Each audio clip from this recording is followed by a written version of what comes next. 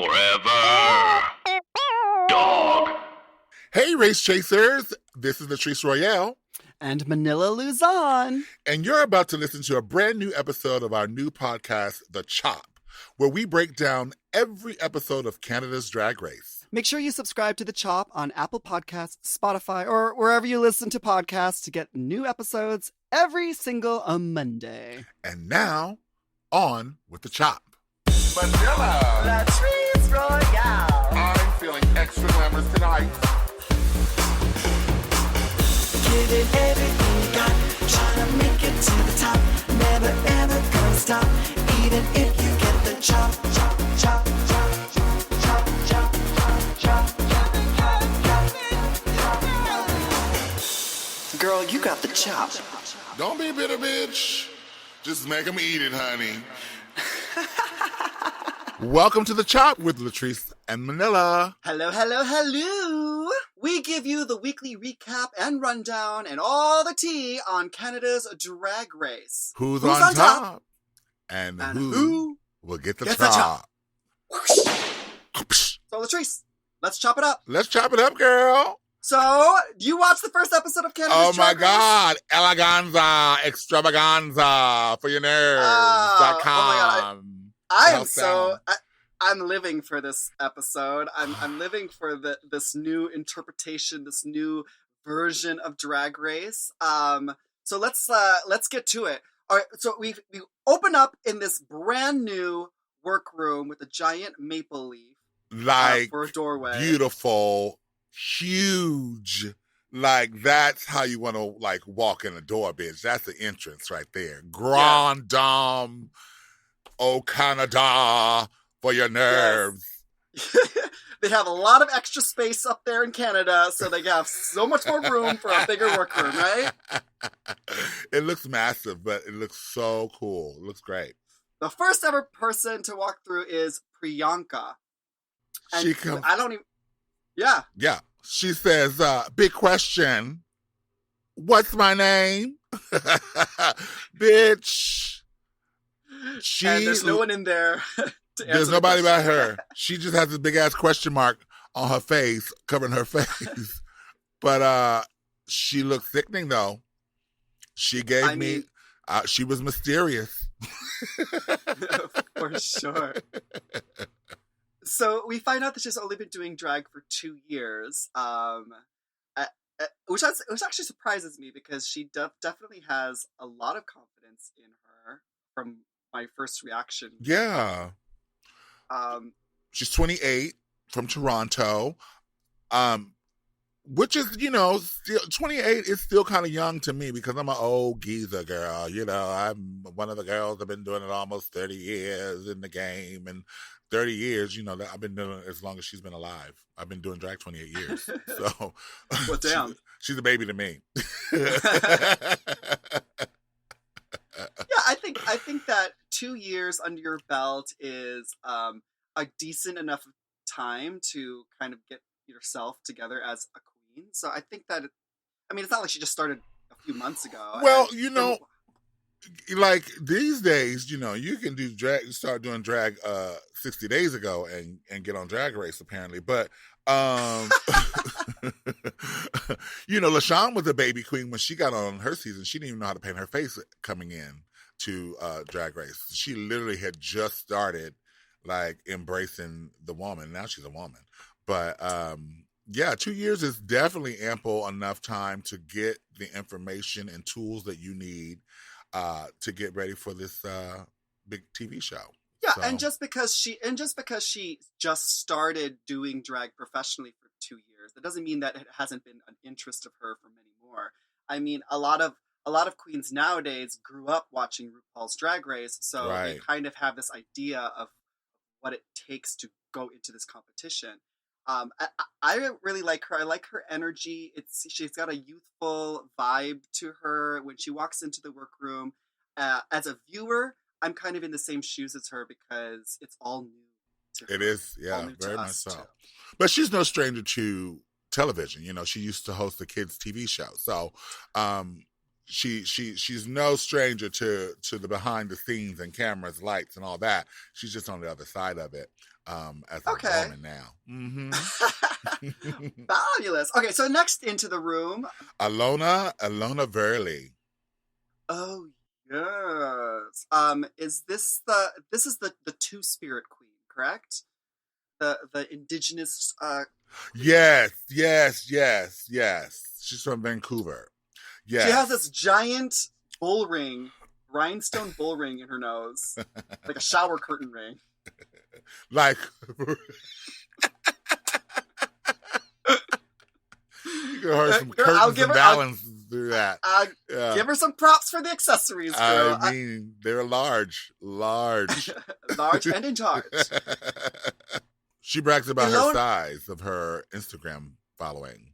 Yes, she walks in with a phone, and my first reaction is like, "Oh, girl, they let the girls have phones in Canada's Drag Race?" Because they behind the scenes info, they take away your laptops, your phones, right? So you have no contact to the outside world. But apparently, this was a prop because she literally just chucks it. She threw it, bitch. I was like, "Girl, she ain't talking to nobody. She ain't even got no signal in that room, honey. What she do?"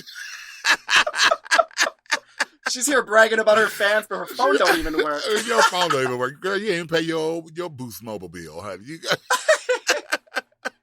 Or whatever Canada's version of Boost Mobile is. Yes. I don't know. I'm assuming that Canada gives away cellular phone service for free, like they do with health insurance.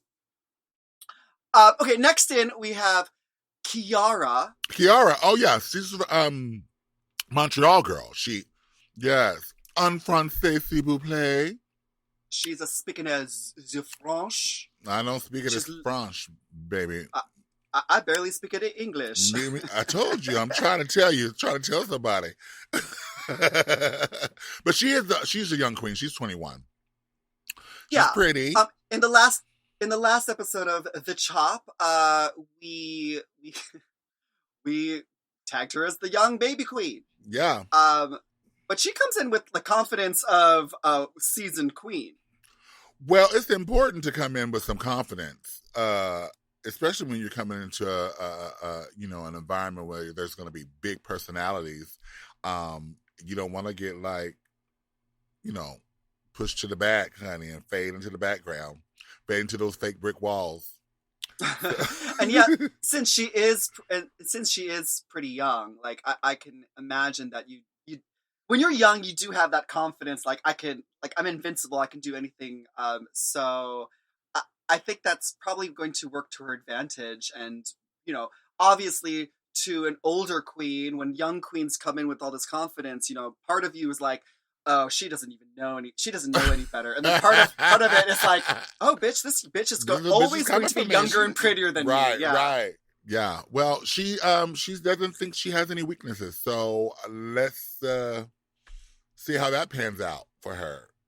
Because I know RuPaul's Drag Race, or Drag Race in general, has a way of showing some weaknesses. You're not as invincible as you think you are. There's something lurking deep inside you, that inner saboteur that's going to come twinkling out on that ass when you least expect it. So we're going to stay tuned and watch you, Kiara girl. But from her entrance look, I am excited to see a lot. I like her entrance look a lot more than her promo look that we discussed last week in last week's episode. True. Reminder: if you haven't listened to last week's episode, go and listen to that as well. Right. So you can hear us reading her as well. Oh well. But as a spoiler alert, I'm actually quite impressed with what she's bringing to the table. So I'm excited to see more from this French-speaking beauty. Up next is Juice Box. Ooh, you like that? Oh, that was good. That was kind of good. She walks in with her best Victoria's Secret angel wings bra and panties. Baby, set. it was okay. Victoria's Secret, I would say more like Alyssa's Secret.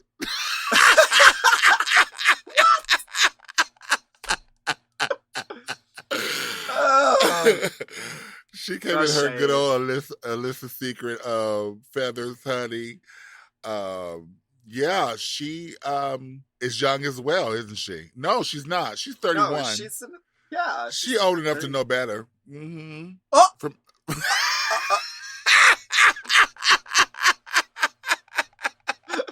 Well, how about when she walks in and she's like really feeling her oats? She's like really feeling and eyeing, oozing out this sensuality. But then she gets her bracelet. And so she gets her bracelet. Her tights.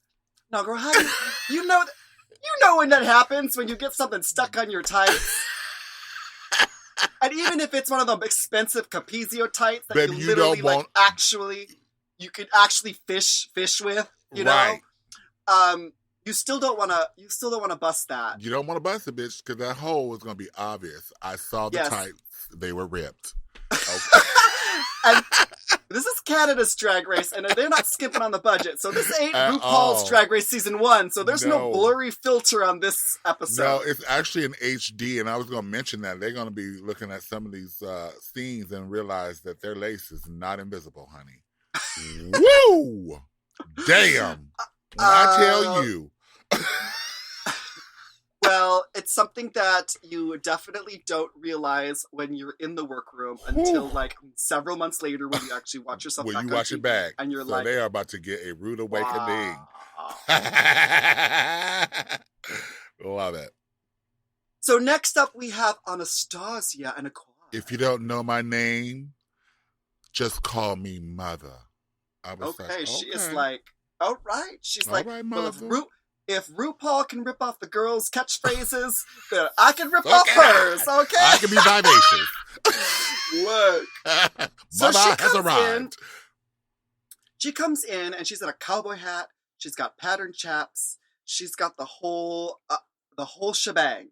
Full pageant queen. Full pageant queen. She's Miss Bahamas. Yeah, she's got all the pageants under her belt. She's Miss Bahamas, Miss Caribbean International, Miss Gay Toronto, Miss Canada International. Oh, and currently she's the reigning Miss Black Continental. Yes. Right. So snatching trophies, girl. We're gonna keep on watching you, Miss Honey, because she's one I'm looking for. But the first thing that I'm noticing with her is that she says that she makes all of her own costumes, so that we're expecting all of her outfits to be fitting her like a glove. Impeccable.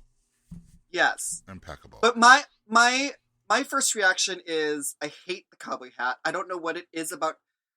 Maybe it's just me and it's my preference, but there's just something about a drag queen wearing a cowboy hat that just it never works for me. It always seems like it's a toy hat sitting on top of a giant wig. A cowboy hat never has the right proportions on a drag queen. It has to be a huge hat. That was because of what it is. It's because we got big ass heads with big ass wigs, and then that hat looked like a little doily sitting on top of there, looking stupid. Okay. Yeah. So I'm assuming that she didn't make the cowboy hat, even though I think it looks like she should have needed. Yeah, she needed it. a big one. Like a big one would have been sickening. Like, or she probably could have just ditched the cowboy hat. The hat. Yeah. We got the vibe of it all. Yeah. We don't need the hat. Yeah. But I mean, I don't know what the cowboy look means to her yet. I don't know if she has like maybe she grew up on a farm, or maybe her husband owns a ranch in Wyoming. I don't know. All right. So, but anyway, it's a fierce look. I'm excited to see what she has coming in store for us. Up next is Lemon. Pucker up, motherfucker. No, I'm watching Canada's Drag Race on the WoW Presents Plus app. So we get the unfiltered, uncensored. So I'm hearing all the F-bombs and all the swear words. Uncensored. I'm loving it. I don't know what our good neighbors up in Canada are watching on their television sets.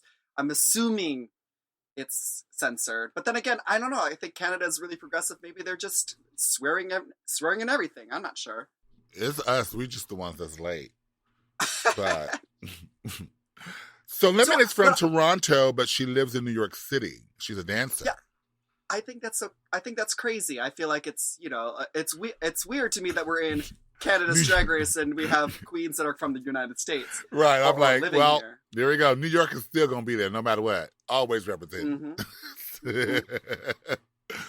But yeah, she walked in Fashion Week, New York Fashion Week, and competed in every drag competition in New York. She says she's won everything.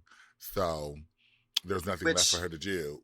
Yeah, except for, I guess, well, she probably isn't eligible to go to RuPaul's Drag Race. So, hey, why not snatch a trophy at Canada's Drag Race? Well, the one thing I have a problem with is her statement that she claims to be one of the best dancers ever on Drag Race. And, girl, what about Kennedy? Because what I will tell you about my niece Kennedy Davenport is that there is not a bitch in the cut that can outdance her that has crossed that Drag Race stage. I can tell you that for sure. Well, I could argue Miss Sahara Davenport, but you know what? You could, and I would object. Well, we are going to see, spoiler alert, later on. Okay, first of all, this whole episode is going to be a spoiler alert. I mean, if you haven't watched the show... If you haven't watched it, yeah. Yeah, well, then what the heck are you listening to us for? But, well, maybe you don't live in Canada, or maybe you don't have WoW Presents Plus, so maybe this is your only source. But spoiler alert, we're going to get to see some of these dance skills later on in this episode, and we'll talk about that later on. Okay. After this break.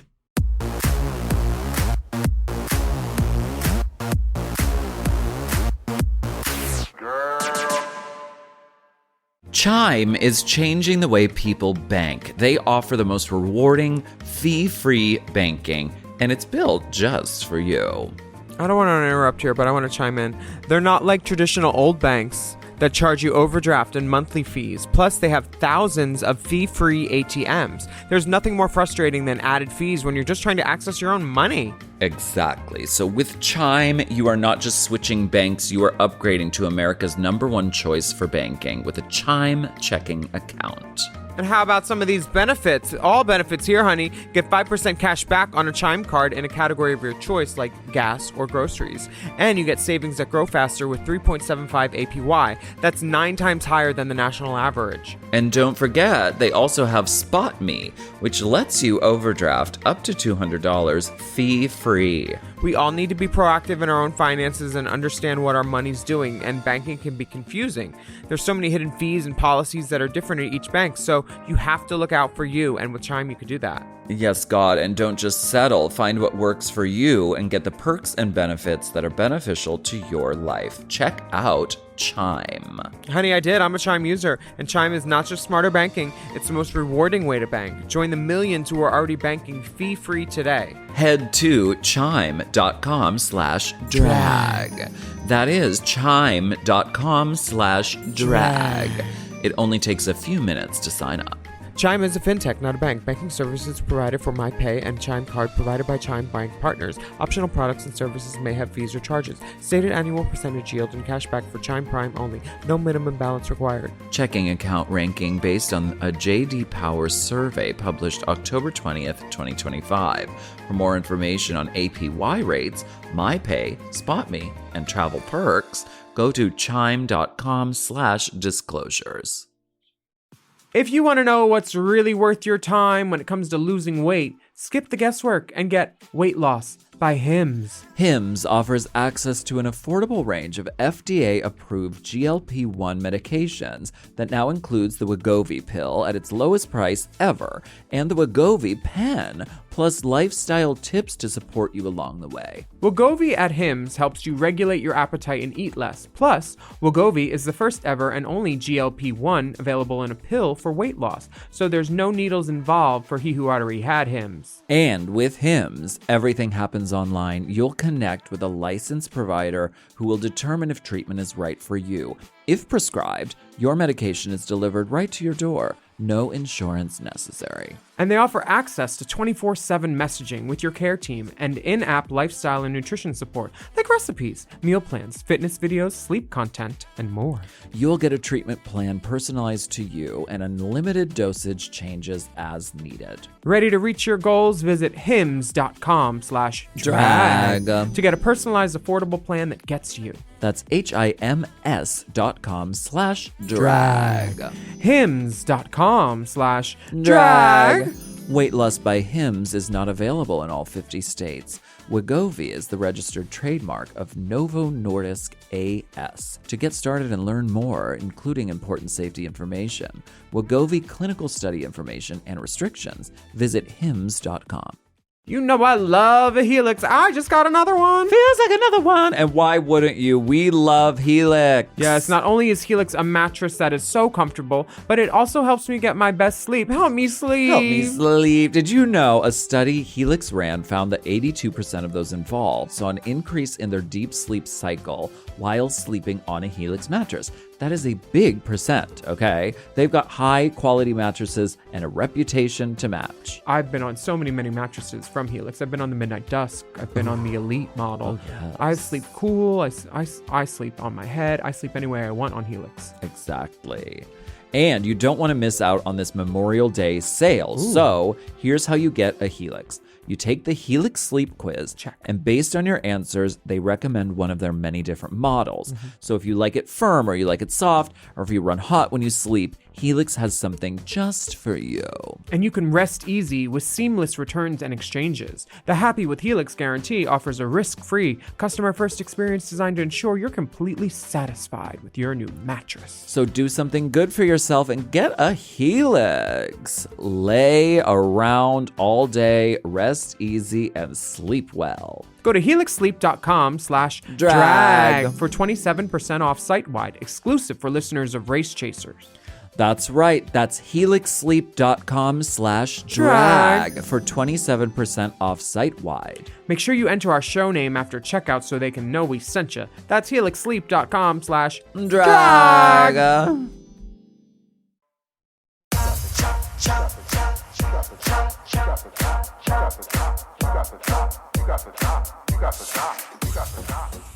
And welcome back to The Chop with Latrice and Manila.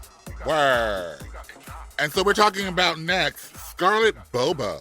She enters the room and she says, "You didn't think you could bring the race to Canada without Scarlett Bobo, did you?" Apparently it's Scarlett Bobo's drag race. Drag race, honey. She's been doing drag for a while, though, for 12 years. She's a circus performer. That's a circus girl, right? Yes. Okay, yes, honey. yes. She's the one. I like her.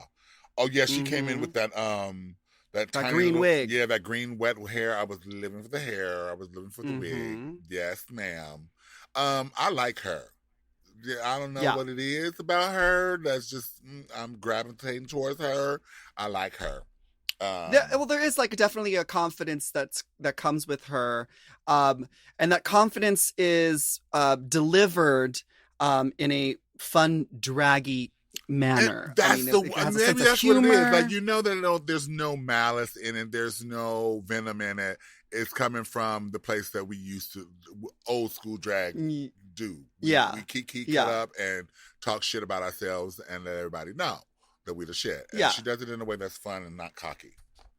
Yeah, and the fact that she's been doing drag for 12 years is, like that it's showing. Yeah, it's absolutely. showing. She's been through some things and did some things and made some mistakes and learned and grew.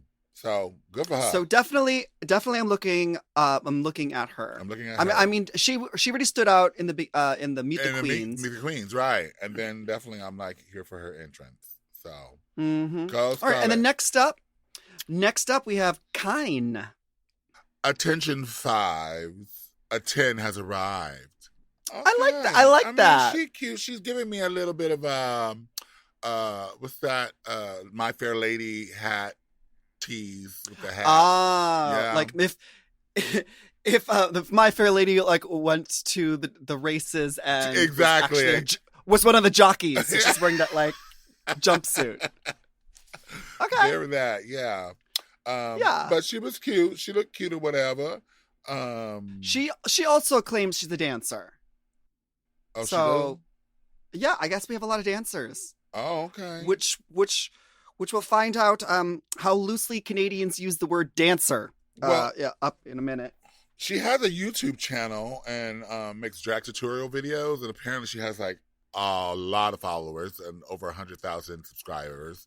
And she was very, I taught 100,000 people how to do makeup. I'm here to teach 11 more. I was like, okay, bitch. Oh, okay, so you're that girl. All right, honey. Yeah. Let's see.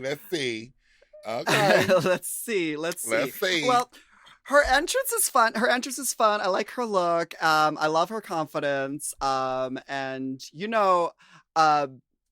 Instagram queen. It is like the new source of drag these days. I mean, so you get all your rah-rahs from your likes and your followers. So, it does build up a false sense of security, doesn't it?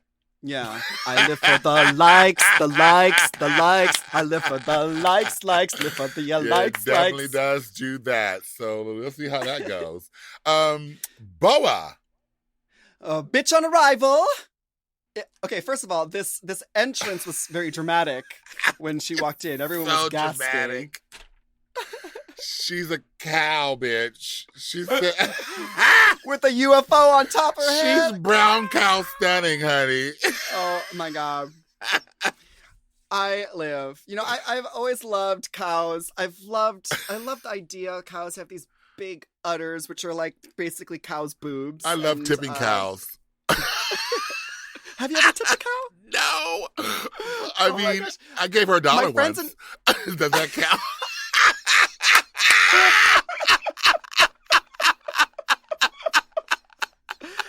I grew up near farms in Minnesota, so it was something that some of my classmates would go and do. I thought it was kind of horrible to do to a poor cow sleeping. Yeah, that's horrible. But to walk up to a cow and tip it over sounds just the most awful thing, because I don't like to be disturbed when I'm asleep. Yeah, and they could die that way too, so it's horrible. I didn't even know that. Yeah. I didn't know that.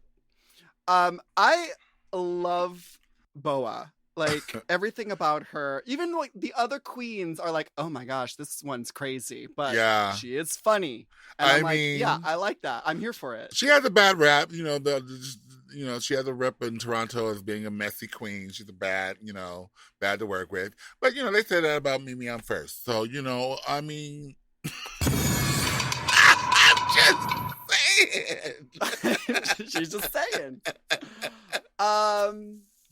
Well, I have no idea. I can't really speak to someone's anyone's past, because I don't know anyone of these queens. I don't know nothing about that life. Right.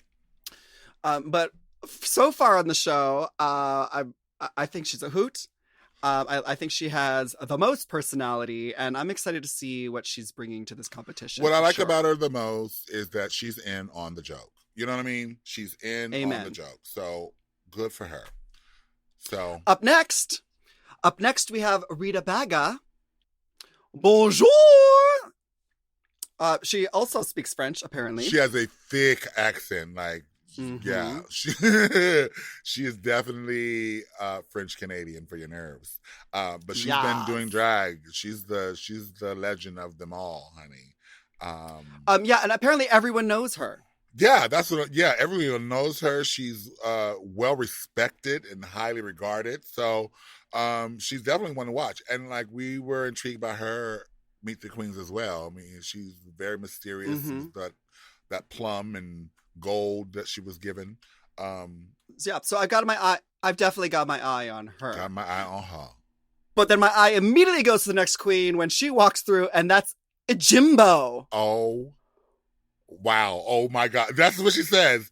And this girl right here is giving me absolute joy. Honey, is she Minnie Mouse? She's like a bondage Minnie Mouse with this leather laced up, and she just looks like she's going to have a good old time. She seems a little kooky. She is very kooky, and she obviously has a mind I would just want to be in there for like 10 minutes because it'd probably be too much to endure for like a lot because she changes it up so much and so creative.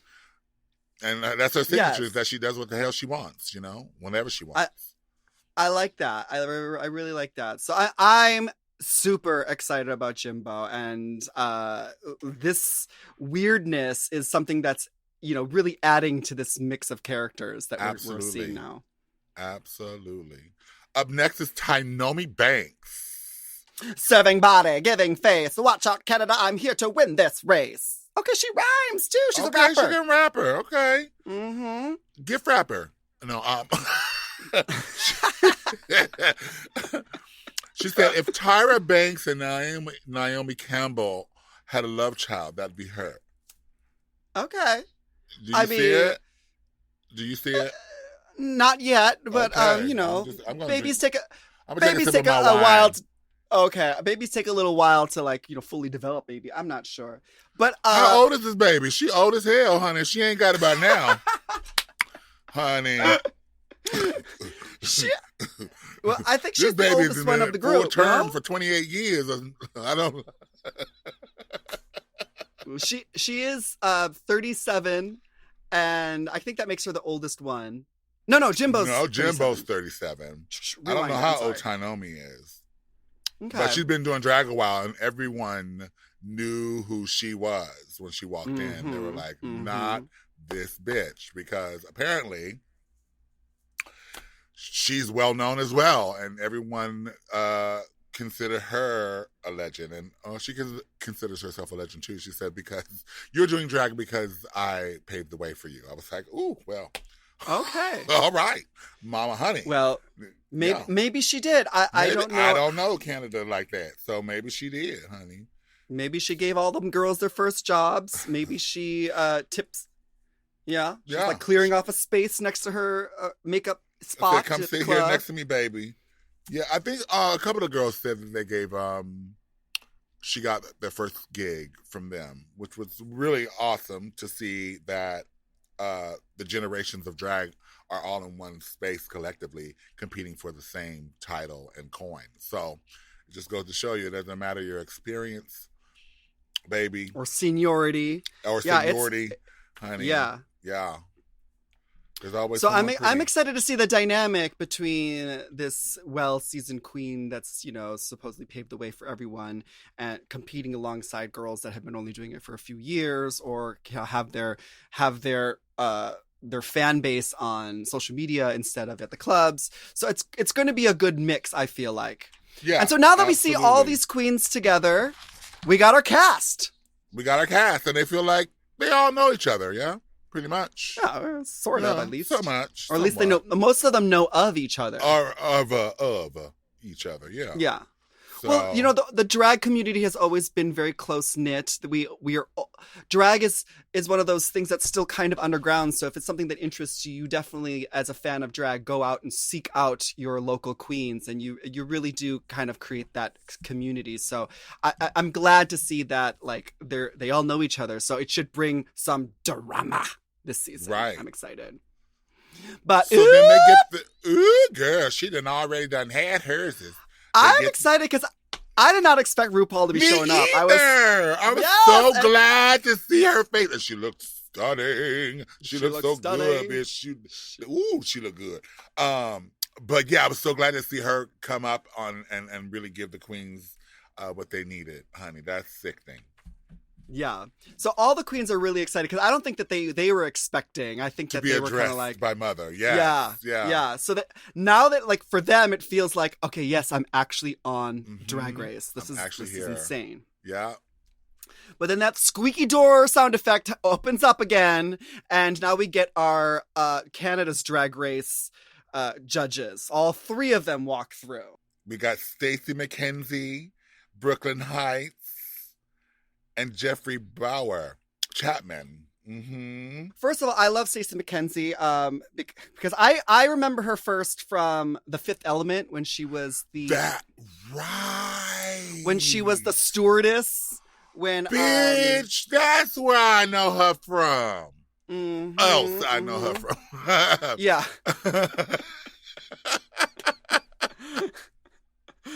So I mean, then of course she's on Top Model recently, Right. and so now she's the judge. But it's really cool to see her walk through the door. And we have Brooklyn Heights looking like a snack. I forgot how handsome he was. Brock. Oh, Brock. Brock. Oh, yeah, Brock. Oh, Brock. That is such a, like, white person's name, isn't it? Brock. You don't know no black Brock, do you? No. I know a girl named Brock Lee, but and then Jeffrey Bauer Chapman, all the girls are swooning over him. Swooning. Are you a swooner with him? Do you think he's all that? I think he's handsome. He's very handsome, very dapper. He looks good. I don't know. Maybe we'll meet one day and we'll get vibes. Who knows? Well, they introduced themselves and let them know that the winner of Canada's Drag Race will receive a year's worth of hotel stays from our friends at Hilton and $100,000 in cash. Darling. Canadian. I don't know what the exchange rate is, but it's not quite as much as $100,000 here in the United States. After taxes, you know. I don't know what the taxes Wait, that's are the like. part the situation is too, because if their tax situation is different, they might make out on the better end of it. Yes, honey. maybe I need to get some dual citizenship myself and go up there and compete. Hey, Latrice, let's go together. I mean, I've lost RuPaul's Drag Race. Maybe I can lose Canada's Drag Race. Maybe we can go there and lose too, honey. Yes, God. So then they have their very first ever mini challenge, which I just love. It's in true Drag Race form. The photo shoot in their. Oh, so happy. Oh, mine. How was yours? Did you have a photo shoot as well? We had a photo shoot. We had to jump on a trampoline with. You were on the snow in our trampoline, faces. right? With Stacey. I remember that now. I was like, ooh. And what was yours on season? We were 4? on that freaking little rotisserie thing, twirling. Oh, around where they were with spraying you. us with that. Yes, like the Alexander McQueen I exhibit. fell, Yeah. Jiggly fell. Yeah, yeah. It was. That's so not cute. So all the queens have to climb up this like prop mountainside, while carrying a flag. checkered flag. Then when they get to the top and they think they're like just serving it fiercely, they turn on the wind machine, and then like, it's a full-on blizzard. They're on top of the Rocky Mountains, and their eyelashes are all flapping. I am in full heaven because this is what Drag Race was made and based upon, honey. Making you look like a complete and utter fool. Look pretty, smile for the camera, bitch, strike a pose, get the shot. This was like the ultimate. This is one of the reasons why when you come to Drag Race, you have to be very conscious of how you walk into the workroom, because you have to have that wig glued down. You got to have them lashes on. You got to have everything. You can't have anything falling apart because you don't know what they're going to dunk you in, throw at you, set you on fire, all for a photo shoot. It's true. We have been through it. This particular photo shoot was reminiscent of RuPaul's Drag Race season 2 when the queens had to sit on that cannon. Oh, like Jujubee. Yes. That lash was just a flapping in the wind. And I think every single girl was experiencing that. But this one's a little bit different because now they're actually like up on top. I was afraid some of those girls were going to fall just walking up. I didn't know how they're going to make it up the hill in heels and pumps, because I know I wouldn't have. I don't know. I would have no. That's an incline, honey. Yeah. No, thank you. Rita Baga just gets up there and starts screaming. Lemon has this like that huge Rihanna Met Gala coat, which is just fully catching all the winds. They called it. They said, "Love your duvet." I was like, okay, for the shade coming out already, bitch. She's saying, love your duvet, bitch. You got a quilt on, honey. Priyanka runs up the mountain full force. Juice Box. Wait, first they said, oh, she's so graceful as she's going down, and then she gets to the curtain and goes, boom. She made it all the way down that really slippery slope after all of that, and then right as she's about to exit, she like falls. I don't even know where that came from. It's like a hole just appeared on the ground on the regular floor, and she just fell through. The timing is impeccable. Impeccable.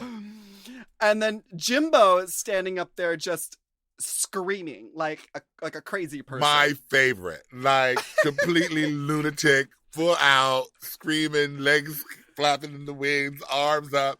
I was like, this is it for me. And see, this is what's really cool about this. It's like, obviously you want to look good for the photo shoot, but this is your first chance really to show the judges your personality.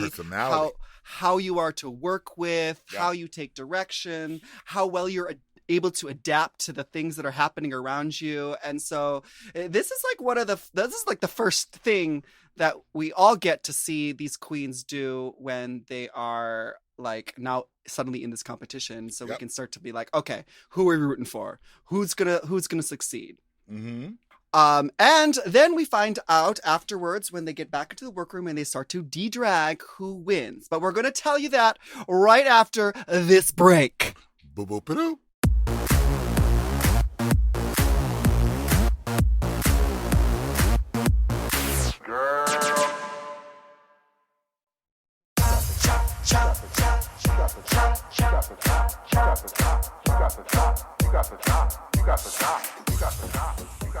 Welcome back.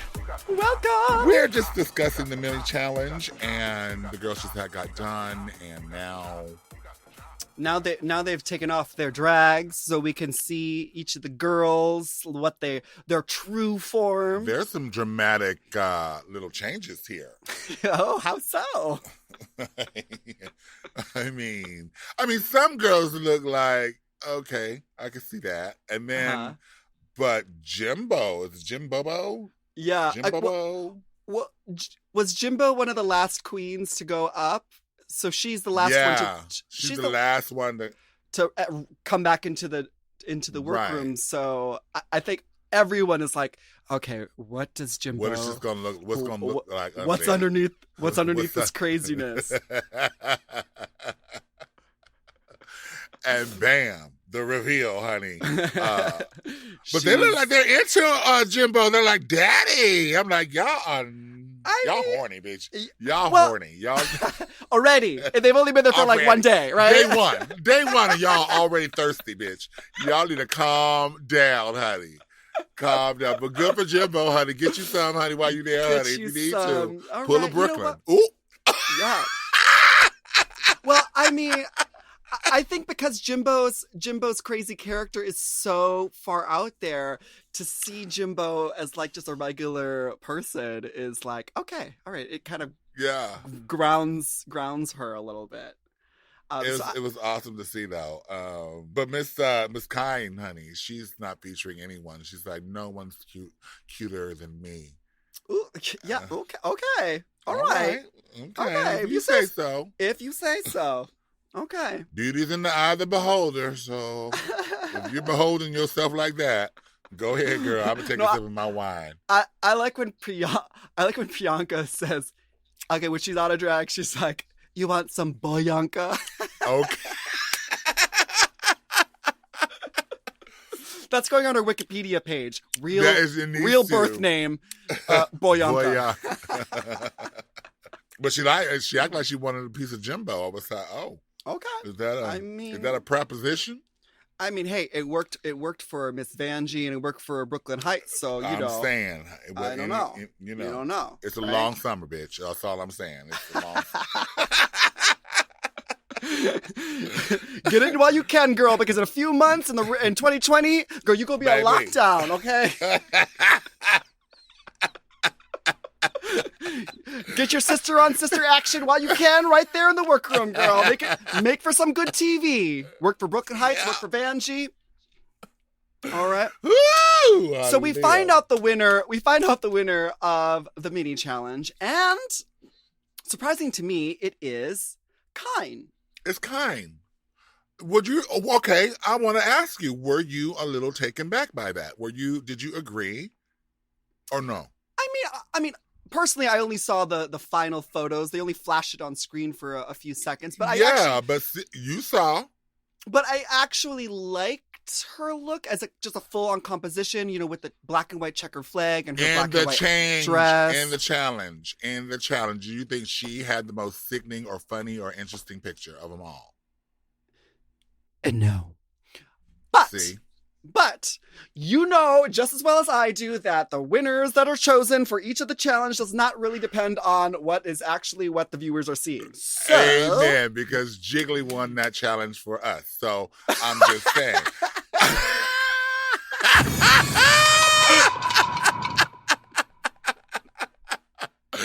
I was just like, oh, okay, we're doing a Jiggly. Okay, all right. Okay. But here's my thought on why she possibly could have won.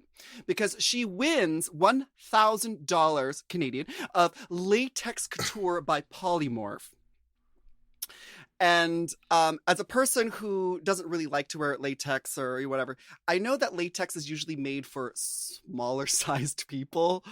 True. Like fresh off the, like you could order yourself a custom made latex, but like if you were just going to be like some latex company and you had a whole bunch of sample size you just wanted to gift to someone. Give it to this little, you can be like, can you make sure that the winner is a size between a size medium and a size large so that we don't have to... We're not doing no customs. We're not doing no custom stuff here. There ain't no Latrice's coming through there with no latex, baby. No, ma'am. Yeah, this is only season 1 of Canada's Drag Race. Let's wait till you get picked up for season 2 and 3, right?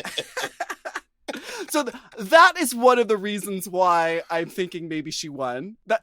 And that's just me, okay? I could be very, very wrong. She might have had the picture. She might have had her entire roll of photos might have been amazing. We didn't see that as an audience member. We didn't see that. But the other reason might be because of what comes next. She starts some really good ass drama because of her winning the first mini challenge. I don't, which like. Might put a bad taste in my mouth when it comes to her, but as a viewer watching the drama unfold, I'm living because we're gonna see. This is definitely fueling her ego and stroking it and getting it all edged up, honey. Yes, and when she walked in, she already had this like this thing about her, right? So we'll see how. Y'all watch the damn episode. Y'all know what goes down. You'll see. Okay, so then Brooklyn invites in, just when we thought that we were going to be drooling over Jimbo as the daddy, we invite in the new Canadian pit crew. I mean, I didn't think I would ever hear. Yes, I was waiting to hear those words, honey. And they did not disappoint. Woohoo! Yes! Hercules. They got their little maple leaf underpants on. Maple leaf, honey. Maple leaf covering just like Adam. It just took me back to the Garden of Eden. When Adam and Eve was in there and all they had was a maple leaf. Lick up that maple syrup, honey. I want some pancakes now. Yeah. No, there were no pancakes, honey. Those were full round. They were full round bunk cakes, honey. I mean, literally, like, I was like, could you show their face for a hot second? Like, they literally, it was just like crotch shot. Yeah, it was perfect. It was perfect. So now we get our maxi challenge, our very first ever Canadians maxi challenge. Maxi challenge. So it's a design challenge, which I'm really excited about because, yes, this is, again, what Drag Race is based and rooted in, is the design and scraps and shit like this. And so what they have to do is create a high fashion look from these supplies that are in boxes that have stuff with, like, this screams old Canada. And so the boxes are sponsored by Roots, and I guess that's a local department store.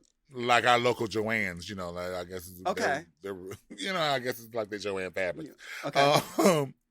I assume it's a Canadian department store or something like that. But at any rate, so they have to like get a box and make some shit happen. And as a person who is not super familiar with the different things and different aspects of Canada, this is actually really, really informative. I'm getting a little lesson here on like Canadian history, too. Right? Yeah, for sure. So because Kyne won, she gets to choose her own box, and then she gets to assign the other girls their boxes. Yeah.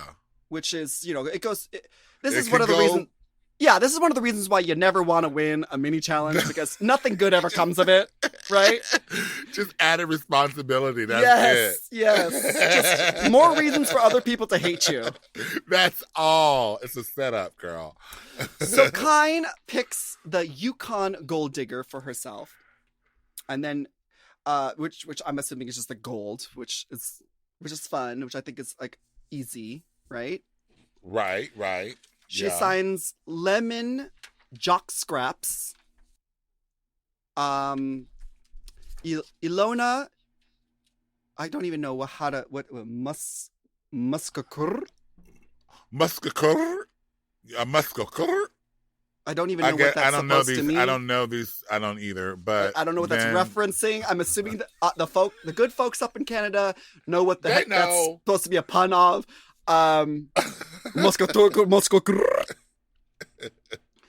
Rita Baga gets Quebec Freud. Jimbo gets Rain Blow It Up. Okay. That kind of makes some sense. Okay. Yeah. Okay. Priyanka gets Gone Fishy. Gone Fishy. That makes sense. Okay. So I guess there's they fish in holes there sometimes in the ice. Ooh, ice fishing. Yes. Okay. Uh-huh. Okay. Boa gets Man of Green Gables. Like Anne of Green Gables. Okay, so you know that reference a little bit? No, I've heard it before. I just know what the fuck it's referencing. I've heard of Anne of Green Gables.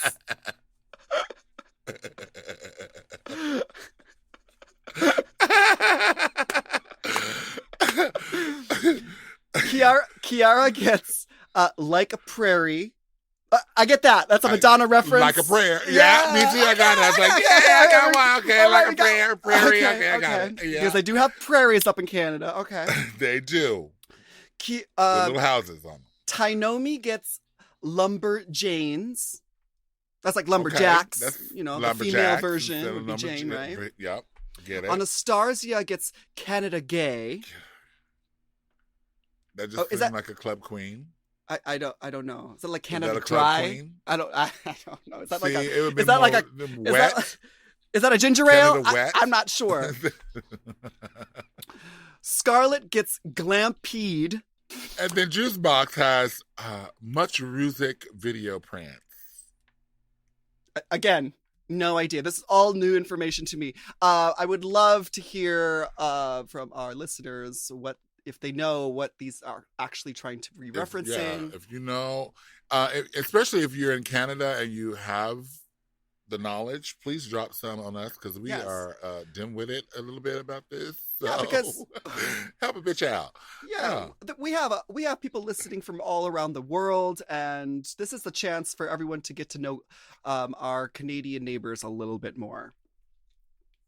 Okay, so everyone's going to be judged on their designs. This is like your standard design challenge. They're given a box of materials, which I feel is always like a setup, because it's you don't know who's going to get what. You don't know what's in that box, honey, and you don't gotta know work with what you got. You don't know if you're going to be the plus size queen with 2 yards of fabric. You don't know if you're going to be the bitch that only gets a box full of CDs. You don't know if you're just getting a box full of zippers.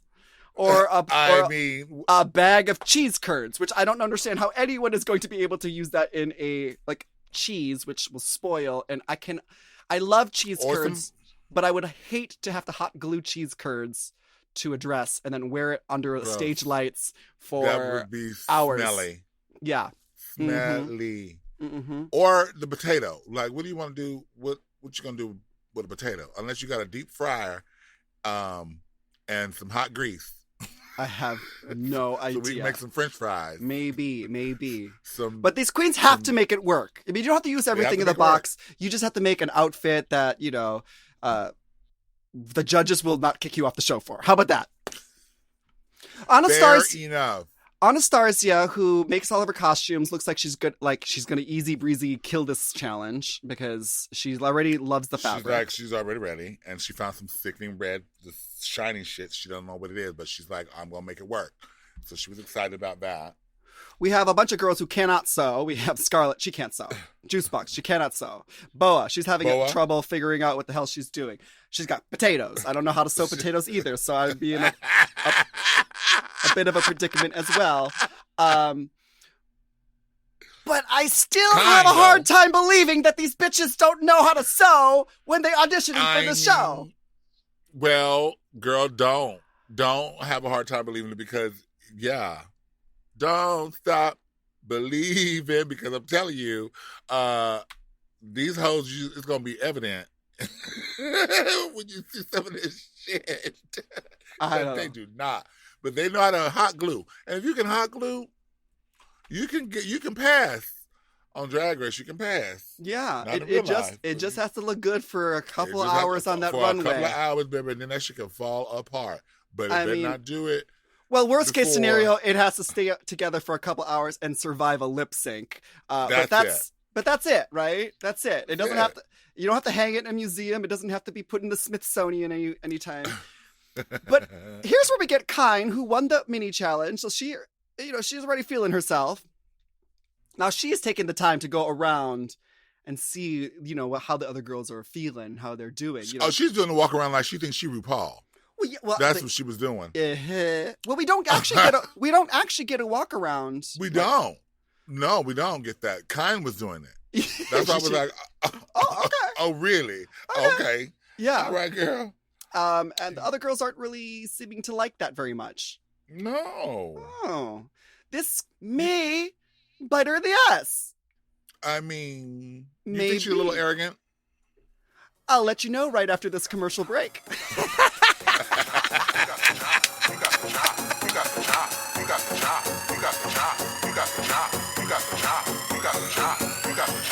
Girl, you got the chop.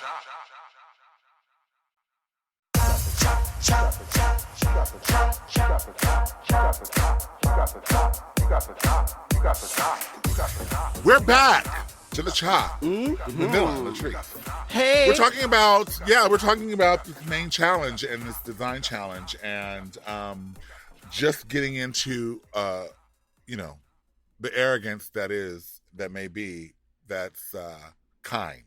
So, what do you think, Manila? Is it arrogance or confidence? I think it is. I feel like we've all been there. Where we get into that workroom and we think that we're supposed to be acting a certain way. We're supposed to be dramatic and we're supposed to be starting shit and whatever. So I feel like she's really excited and she's not holding back. I'm not going to write her off just yet. But then we have so much more to come after the show. We definitely do. Yeah. I don't know. Like it's a little bit. Yeah. It's not leaving a good taste in my mouth for the first bite. I understand it. I know how it happens. It's real easy, and it's not even that she's trying to be arrogant. It is that maybe she's just really stating her truth. And if her truth is her truth and the things that she's done, then those are the facts, and you can't argue her truth.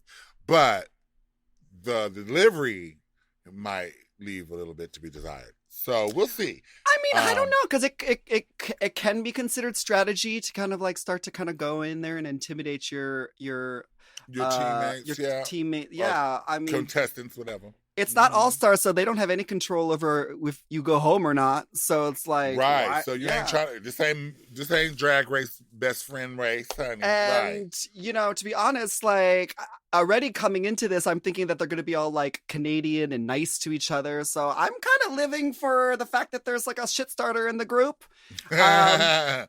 The fact that she's the only shit starter in the group kind of like paints a big target on her back for me as a viewer. But you know, we all love to hate someone, so if it's kind, then go ahead.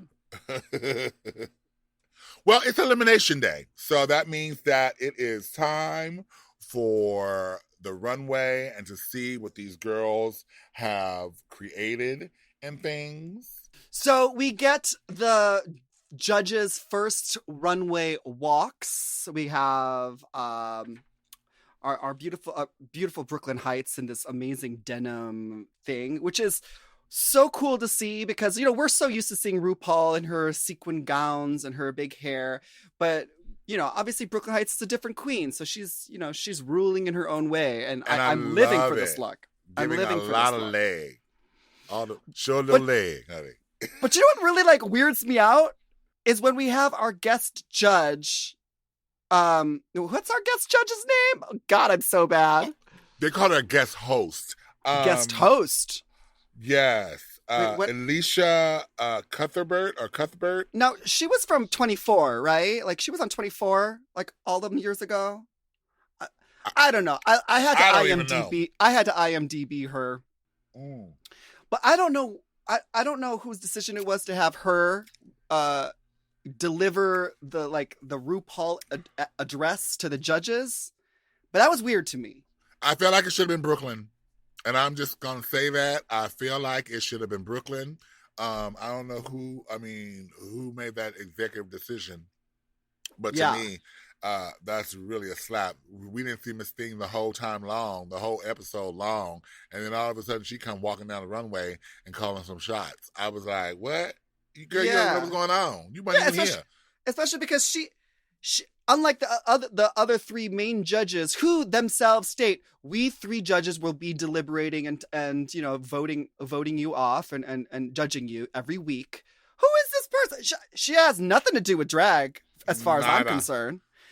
I looked at her IMDb and it looks like she hasn't done anything for a decade. Okay. Wow. Okay. Wow. And I don't know what her...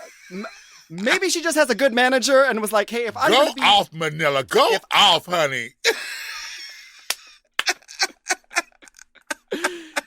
If she has to have a good manager because, like, she got a good deal on that. She got a gig, girl. She got a gig, girl. I would have thought that if they wanted to, like, kind of play the three judges as equal, they could have, you know, rotated the judges as they wanted to, you know.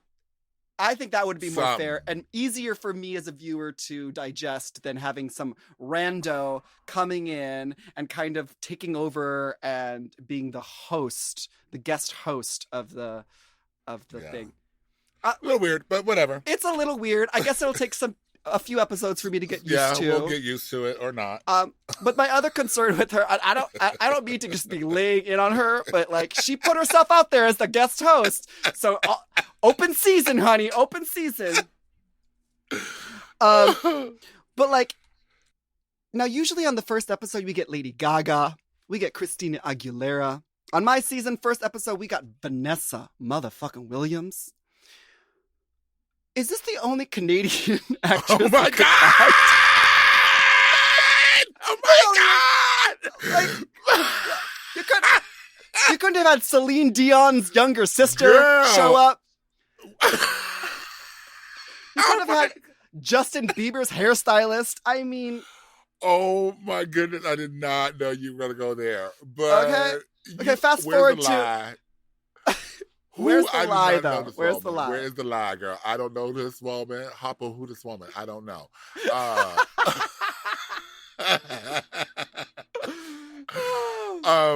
But you're not wrong. But it is Canada. Maybe they're gonna have a little slow build, a slow rise to it. You know, they're gonna stroke us a little bit and get us ready for it. But maybe. But right it does make me nervous for the upcoming episodes because girl, I lost my earring. That's how bothered my jewelry was. She said, "I'm just done." fell off my earlobe. Okay, well, let's get into these runways, girl. Let's get into it. So, Anastasia, she made an incredible stuffed coat with red spandex, that fabric with the swimsuit. It was very like looked like a basketball, like if I was looking at a basketball wife or one of the dancers from a basketball team, like that's what they would be wearing. And the little coat was like the overcoat when they take the court, like the little Jay Setter dancers and stuff. It was cute. I loved it.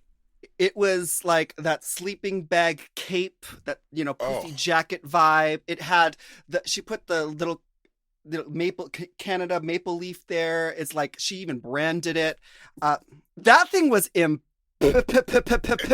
Bitch, that I don't know that technique is called that quilting technique that she did on that. And where did she get all that fabric from? Because it looked like she only had 2 yards, but she made that. She made that. She might have like stolen the duvet cover from the hotel and brought it in. Baby, she turned it. Resourceful. She has been bragging since she walked into the workroom that she makes her costumes and it fits perfectly, and she is right. No lie. So far, no lie. She is right. No Up lie. next we have Kiara, our little French-speaking debutante. And she Fashion comes out scarecrow with dreads. Yes, I love it. I almost didn't recognize her. It was so really good. It really gave that Little House on the Prairie vibe that she was supposed to be giving. Totes. I loved it. I loved how she revealed the mask and then she had like the creepy makeup under her face. Yeah. And the bitch, she like almost knew that we were going to be on a global pandemic and we'd all be forced to be wearing masks. So she was ahead of the curve. She was ahead of the curve. I would like to keep it on, please. True that. Next on the runway, we have Lemon. Lemon, yellow hair, this is her shoulder pads. She had a shuttlecocks for earrings, the little badminton. Oh, those were? Yes, I thought that was. Is that what they're called? Shuttlecocks? Yeah, the shuttlecocks. You play badminton. Those little like feathery. Birdies. Well, cock is a bird, right? Maybe it's called a birdie. Maybe it has different names. I'm not sure. Different? I don't know. I don't know. But anyway, I thought those made some really nice details. She even had the mouth guards on her shoes. I liked the color palette. I liked the color palette. Mm-hmm. I thought it was a little hodgepodgey. Because she was, but it was cool. I mean, it was creative, it's and it was expected. Right, and it was, she was creating a lot of different, giving little nods to different sports. And so it's cool. It was working for me. It was working. Next on the runway, Ilona.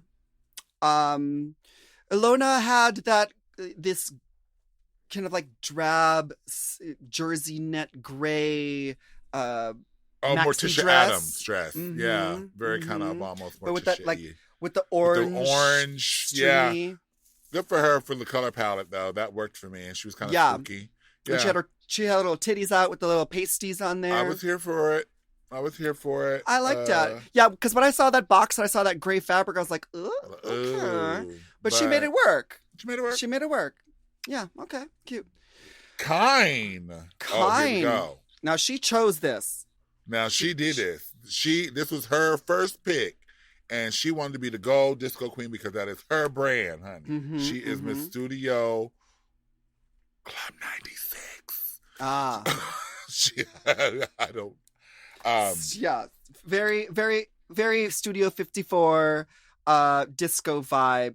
Yeah, see, my thing is that like I think gold fabric can go two ways. It can be very luxe and very rich, or it can be very cheap and very stretch lame.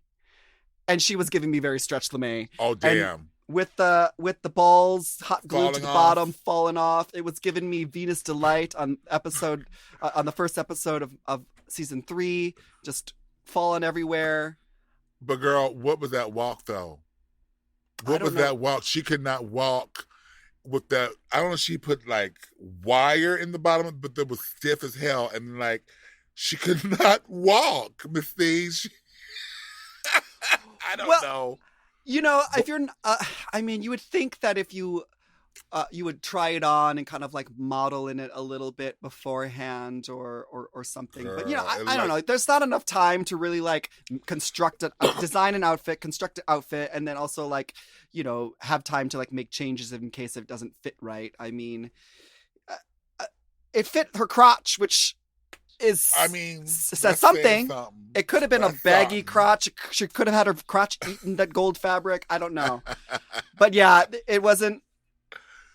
For all the talk she's been talking, you would have think that she would have brought a little bit more. That part, darling. All right, up next we have Scarlett Bobo in this fabulous cowboy look.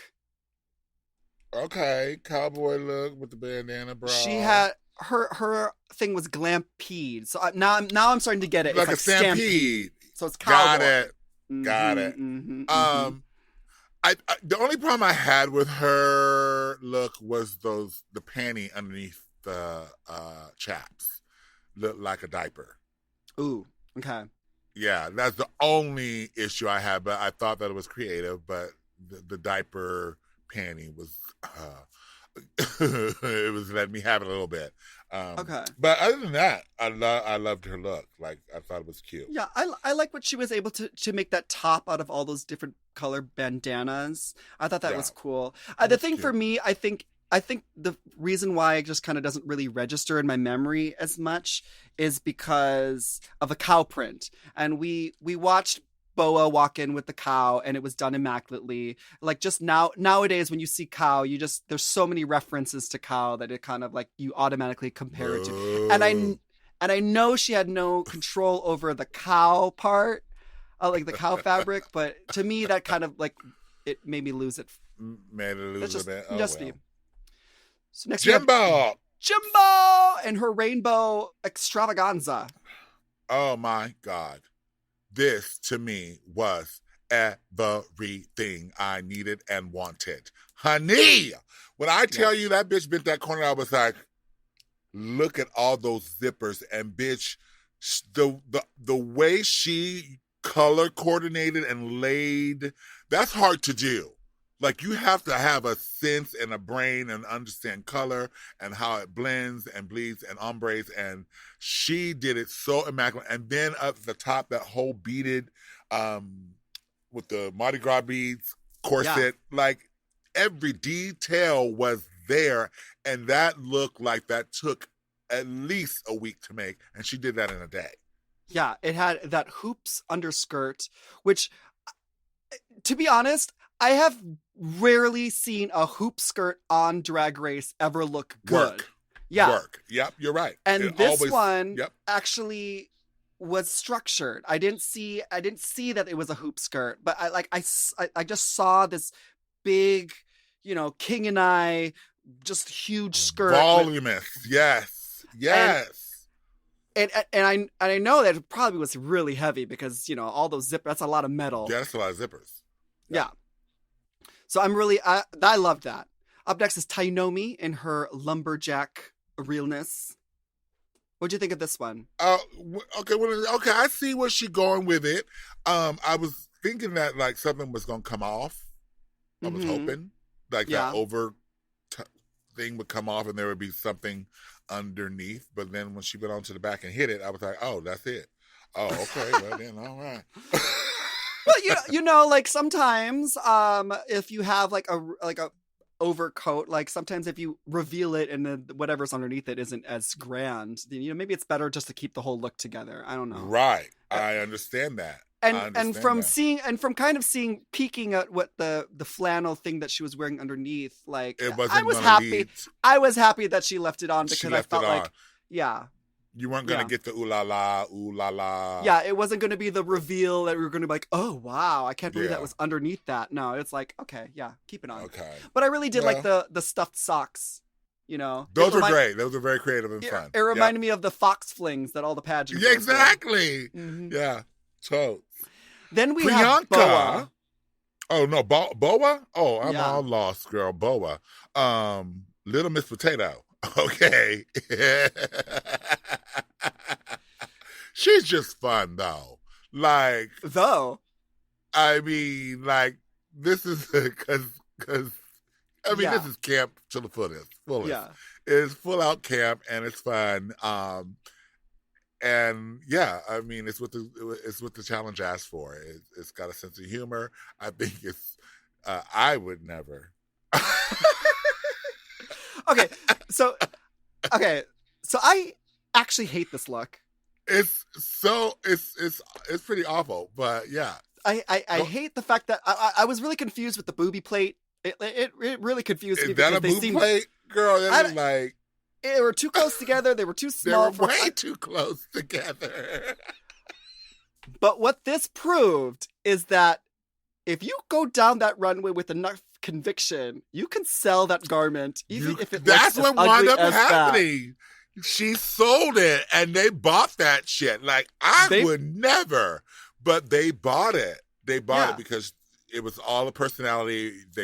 She made them laugh, and that's what Drag Race wants you to do. And that's the thing is, like, when the judges are seeing you down the runway, it's, obviously, like, they're judging you on your outfit, but they're also judging you on how you present it.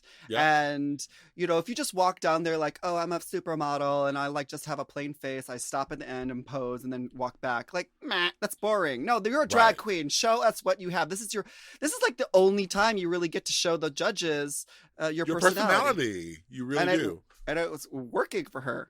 It worked for her because that outfit was horrible, but she made it so fun, and I laughed. I was like, okay, well. Yeah. And where it places and how it ranks is different than and it was actually constructed very well. It was actually constructed for what it was, well. with no hymns or nothing. But yeah, sure. Yeah. Up next, we have Juicebox. Okay. In her disco ball, Flintstones, teen queen. Little ponytail. So not Flintstones, not Wilma Flintstone. Was she Wilma? She was giving a little bit more Bam Bam to me. What's the Pebbles? Pebbles. You said Bam Bam. That's the boy. Well, you are that's what they call Bam Bam. That's what they call Bam Bam when she takes off the wig. Okay. Okay. But yeah, this was just a little tied together. Let's glue some. This entire episode, I was rooting for Miss Juicebox. I really like her confessionals, but this look was not the tea. Not it, Hunty. And how dare she walk down that runway without earrings? She did not have on the earring, did she? How dare? Okay, I'm not wearing my earrings right now, but this is a podcast. But that's okay. You had them on at least. Yes. Yes. That's what I'm saying. All right. She didn't. So, yeah. And the thing was is that she could have literally just hot glue. She could have just super glued that CD. 2 CDs to her ears, and it would have been done. It would have been done, and then it would have called down to the broken CDs on her thing, and it was just not. It was a craft project gone wrong, for sure. Yeah. Up next, we have Priyanka. She's the catch of the day. She's the fish fillet, honey. Okay. Miss Seafood Platter. Put it on a platter. Crab legs and crab legs on her shoes. They had little shrimp bits, honey. Some little shrimp tail. Somebody took a bite off the shrimp and put it on her earring. I was like, okay, girl. You got she got shrimp tails, honey, for accessories. I'm like, okay. Yes. It makes me want them cheesy biscuits from Red Lobster, girl. Right, you are full Red Lobster seafood fest. Can I get another basket of them cheesy breads? Bring it all over to my table. Thank you. I loved it. It was cute. It was all right. It was cute. Yeah, it wasn't groundbreaking, but but she did the assignment, ladies and gentlemen. Mm-hmm. And it was a cohesive look. Rita Baga. Mm-hmm. Okay, this is the matriarch apparently of the season, honey. The most experienced gal. Frozen, frostbite. The balls on her head were cheese curds, right? That's what this. She pulled out the cheese curds. I don't know where they came out of her bra or something like that, out of her foreskin. I don't know where she pulled it. Oh my God, corn! Corn?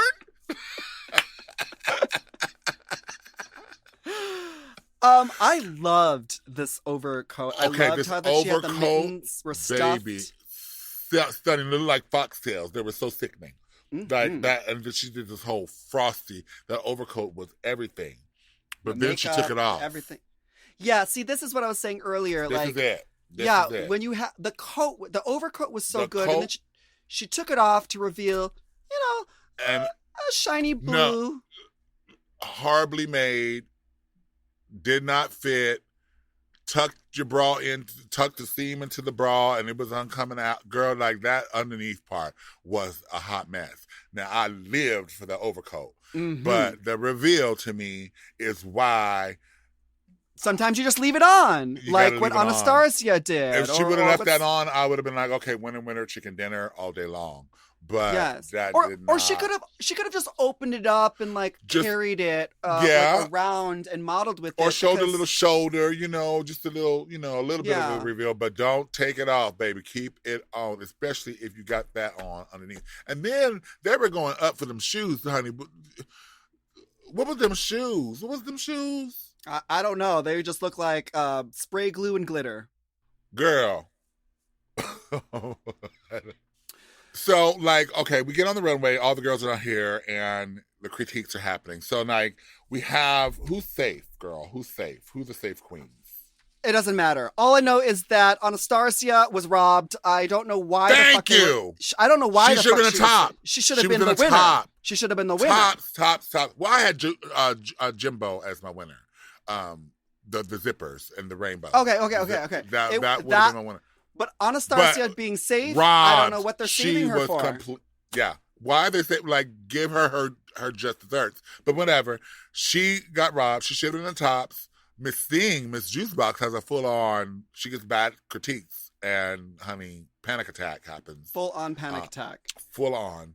So, Which girl. I felt bad for her because I'm really enjoying her on the episode, and I feel for her. And even though she does have a panic attack, she does have a sense of humor about it. So she wins back points for that, for me at least. Yeah. Like how Yeah. she was always like, oh, okay. And she I'll get kept to through, you. and she kept it going. She was like, "I'm going to be here for the rest of them too. I'm going to listen. Let me get it together." So I can appreciate that. That's a strong bitch. So good for her. But the one person that was like frustrating to watch get her critiques was Kine. Could not with her. Yeah. Could not with her. Not every time somebody says something, you don't need to have a response, bitch, or a reason of why you think your shit is so sickening. The truth of the matter is, the outfit was jank. Yeah. It was falling apart, and Yeah. you're lucky to be safe. So, And as much as I want to get behind her on her confidence and, say like, okay, so I want to believe that she is actually as sickening as she is. But after this outfit, and then watching her conviction about this outfit, like, oh no, this is truly a good outfit, makes me believe less in her.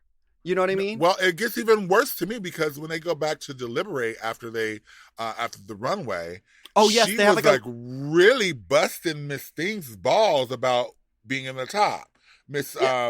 yeah, she was going off about Boa being one of being the tops. in the top, and I was like, well, girl, it is what it is.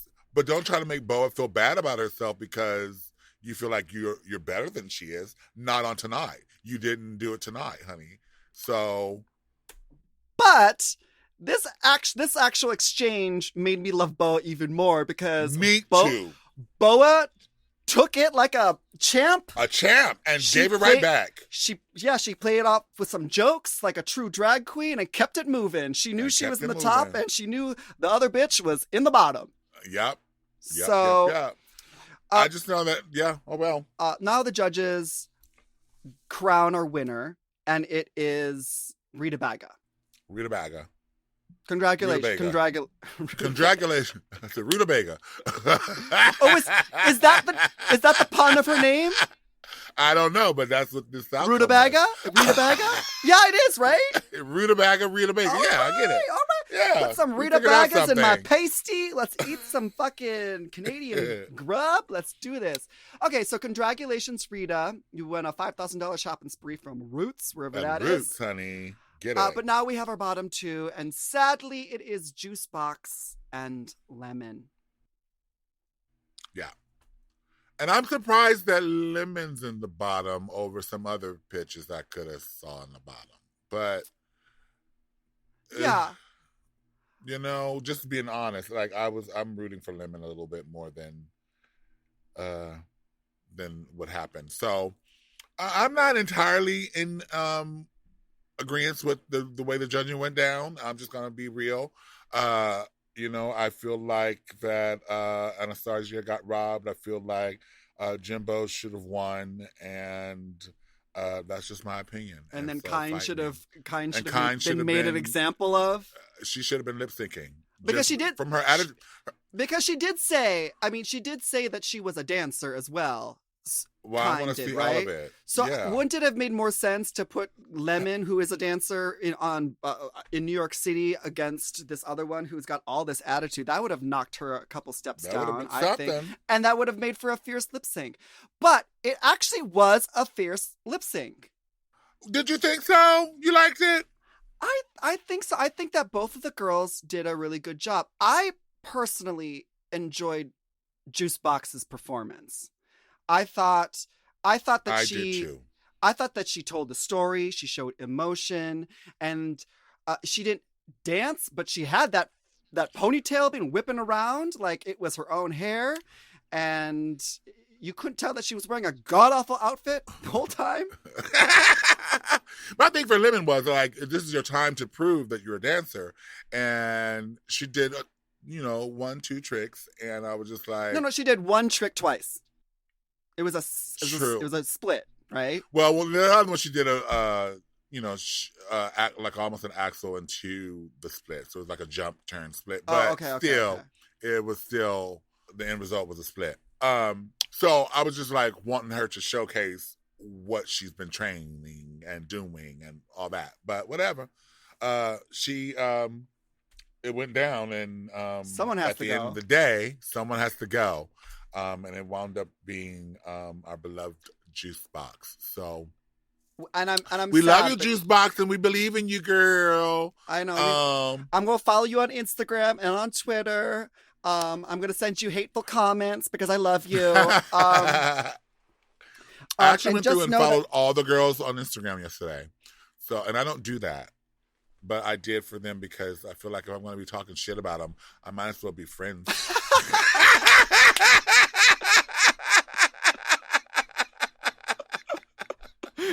And just to know all the girls, we do this out of love.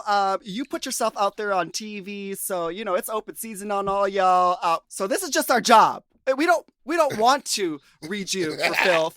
We are just being paid to, okay?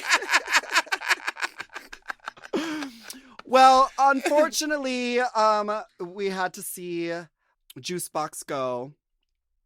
Now we are down to, how many girls do we have now? It's now 11 girls. So. Oh, dang. Well, that was God. Brooklyn's line, though, to Juice, though.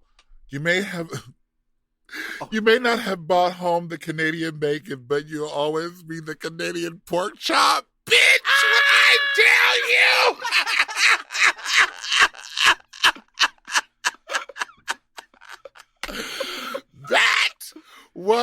I cackled so hard. I was like, come on, pork chop still getting shot outs, bitch. So come on, pork chop. Amen. Hey, pork chop. What? And I always say, it is better to be sent home first than to be sent home second. Because everyone remembers who gets sent home first every season. Okay? It's true. It's true. So yeah, we'll miss you, Juicebox. Well, we're out of time, and I want to thank everyone for listening to The Chop. We have a new episode every Monday. Make sure you subscribe to our show, and you can rate and review us on your podcast app. And you can follow us at Latrice Royale and at Manila Luzon. And we'll see you next week to find out who gets the chop. The Chop. The Chop is not endorsed by World of Wonder, Creative Canada, or any of their subsidiaries. It is intended for entertainment and information purposes only. Canada's Drag Race and all names, pictures, and audio clips are registered trademarks and or copyrights of their respective trademark and copyright holders. Forever Dog. The Chop is produced by Forever Dog and Moguls of Media. Mom. Hosted by Latrice Royale and Manila Luzon. Produced by Big Dipper. Mixed and mastered by Will Pitts. Executive produced by Willem Belli. Alaska Thunderfuck. Brett Boehm. Joe Cilio. And Alex Ramsey. Our theme song is The Chop by Manila Luzon and Latrice Royale.